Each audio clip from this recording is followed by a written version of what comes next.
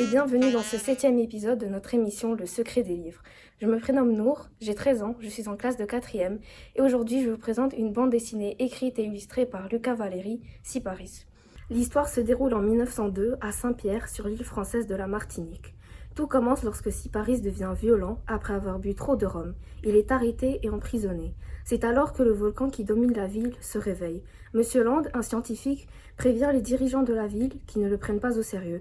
Les prochaines élections les préoccupent davantage. Pendant ce temps, la situation de Syparis s'aggrave. Il est emmené au cachot, un endroit isolé et aux murs épais, après s'être enfui de prison. Durant les prochains jours, de la brume et des coulées de boue envahissent la ville. Et le 8 mai 1902, la montagne Pelée explose et tue toute la population de Saint-Pierre. Syparis, protégé par les murs de son cachot, réussit à survivre à l'éruption, avec de graves brûlures sur tout le corps. Il devient probablement le seul survivant de l'explosion. Je vais justement solliciter Monsieur Luca Valéry à propos de ce miracle. Bonjour Monsieur Luca Valéry, j'ai lu Syparis que j'ai beaucoup apprécié. Pouvez-vous nous révéler un secret ?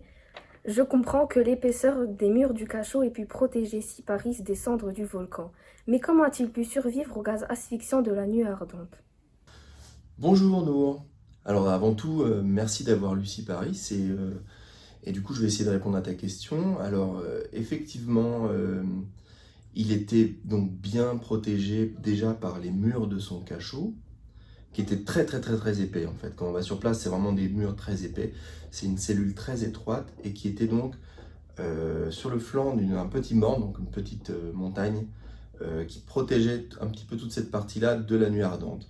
Mais il faut savoir que, alors déjà, et d'une, a priori, ça ne serait pas la nuit ardente en elle-même qui a tué toutes les personnes et détruit la ville de Saint-Pierre, mais le blast, ce qu'on appelle le blast, c'est l'onde de choc produite par l'explosion du volcan qui aurait tué tout le monde un petit peu avant que la nuit ardente arrive. Mais ta question est bonne, comment a-t-il fait pour ne pas se faire asphyxier par les gaz ?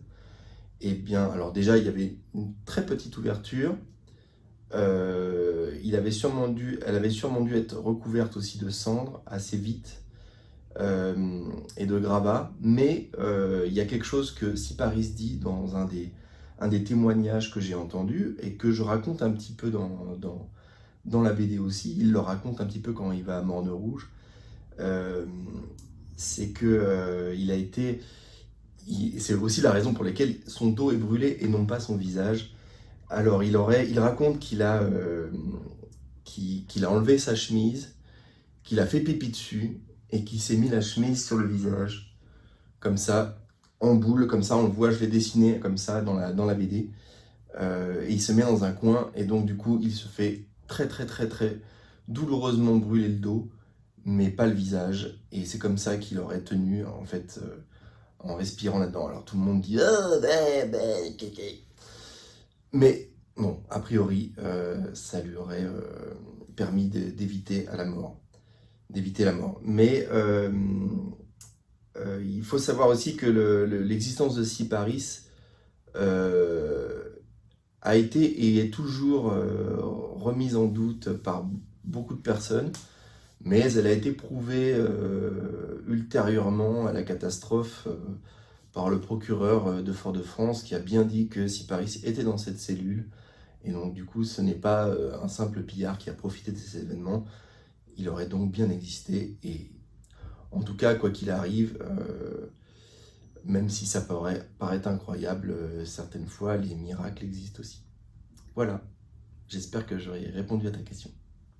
Merci infiniment Luca Valéry pour votre participation.